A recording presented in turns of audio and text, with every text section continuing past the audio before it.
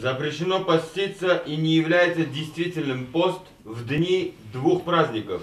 В праздник разговения Ораза Байрам 1 числа месяца Шауаль и в праздник Курбан Байрам 10 числа месяца Зульхиджа. И также запрещено поститься в дни ат-Ташрик.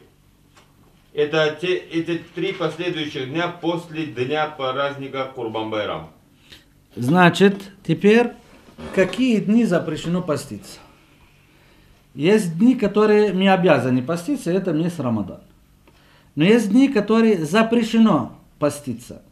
Это праздничные дни. Ид аль-Фитр, Ид аль-Адха. Ид аль-Фитр, то есть Ураза Байрам, Ид аль-Адха, Курбан Байрам. Многие ошибаются, думают, что Ид аль-Фитр, Ураза Байрам 3 дня длится. Нет, 1 день он, праздник. А праздник Курбан Байрам, Ид аль-Адха, он длится 4 дня. День Курбана и 3 дня ат-Ташрик. Эти 3 дня ат-Ташрик, также в них нельзя поститься. 3 дня ат-Ташрик, это те 3 дня, когда паломники кидают аль-Джамарат. Называют их 3 дня ат-Ташрик. Значит, в день Ид аль-Фитр, Ид аль-Адха, Ураза Байрам, Курбан Байрам, и 3 дня после дня Курбан Байрама, дня ат-Ташрик, также нельзя поститься. Получается, Ураза Байрам 1 день, Курбан Байрам 4 дня. Значит, в эти дни запрещено держать пост. Дальше. А также запрещено поститься во второй половине месяца Шаабан и в день сомнения. Это следующий день после 29 числа месяца Шаабан. То есть в том случае, если люди, от которых судья не принимает свидетельства, дети, грешники и другие, говорят о том, что они видели новолуние месяца Рамадан. В эти дни поститься не дозволено. Значит, есть дни, которые нельзя поститься. Мы несколько примеров говорили. Но еще, кроме дней ат-Ташрик и праздничных дней, во второй половине месяца Шаабан запрещено поститься. Но есть случаи, когда можно. Поститься имеется в виду здесь сунна. Если человек, у него есть долги, и он хочет закрыть свои долги, не успел закрыть долги, он во второй половине месяца Шаабан, он может поститься.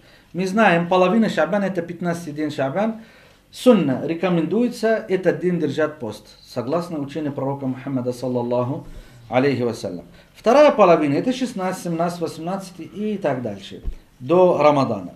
Шаабан это месяц предыдущий, то есть перед Рамаданом есть месяц Шаабан. Если человек не начал первая половина Шаабан и постился сунна так, и продолжить на второй половине Шаабана, это можно. Но если так не было сделано, а прийти, например, до этого не держал пост, и хочет 16 или 17 или 18, он не имеет права. Это харам. Нельзя, не принимается. Сунна. Но если у него есть обет, если у него есть долг, обет, например, он сказал, если родится сын, я держу 3 дня пост. Родился сын, он обязан держать 3 дня поста. Даже если это вторая половина Шаабана, он может делать. Или у него есть долг, он не успел закрыть его, он закрывает этот долг. Или искупление за что-либо. Значит, он закрывает это в качестве искупления. Также, если у него вирд, он привык каждый понедельник, четверг держать пост. Постоянно. Понедельник, четверг держит пост. Значит, и во второй половине Шаабана, по понедельникам и четвергам, он может держать пост. Если он начал первую половину, например, 14, 15, 16, 17, он может продолжить. И так и до конца месяца держать пост. Но если он держал 14, 15, 16, 17, 18 не держал, хочет 19, уже не может. Потому что перерыв уже был.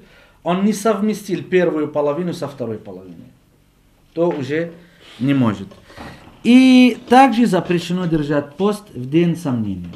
День сомнения это тот день, о котором говорили те люди, которые не принимаются их свидетельства, что они видели. Женщины сказали, или дети, или недостоверные фасики сказали, что видели месяц. То есть это день сомнения, сомневаются, это так или не так. То нельзя держать пост. Запрещено. Это день сомнения называется. Когда он может? Если он поверил им. Если он им поверил, саддакахум, то есть на арабском говорится, если он им поверил, то он может держать. Но а так, под сомнение их слова, то их слова не берутся, как будто их нету. И этот день становится называться день сомнения. Его нельзя держать пост. И это согласно хадис пророка Мухаммада, саллаллаху алейхи вассалям, в котором он запрещал этот день, который называется день сомнения, поститься. Да. В эти дни поститься недозволено, кроме случая, если человек соблюдает пост сунна на чтиране. Как, например, постился 15 числа месяца Шаабан, а затем продолжил пост во второй половине этого месяца. Это дозволено. Или отдает долг, то есть поститься во второй половине месяца Шаабан за дни, пропущенные ранее, то его пост действителен, и за это нет греха. Или если выполняет назар или вирт, то есть дополнительно и систематически поститься в определенные дни, кроме месяца Рамадан. Как, например, если кто-то дополнительно постится каждый понедельник и четверг.